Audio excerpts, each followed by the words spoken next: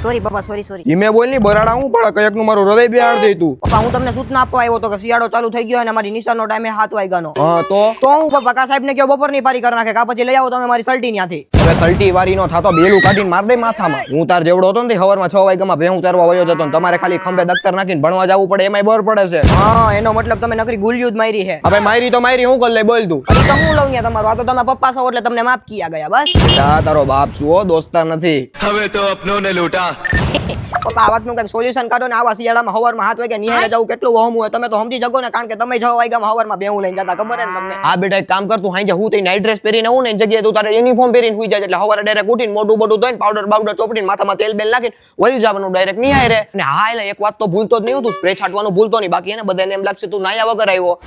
આમ હોય ને બીજું હોય હું ન્યા. અરે વાહ પપ્પા વાહ.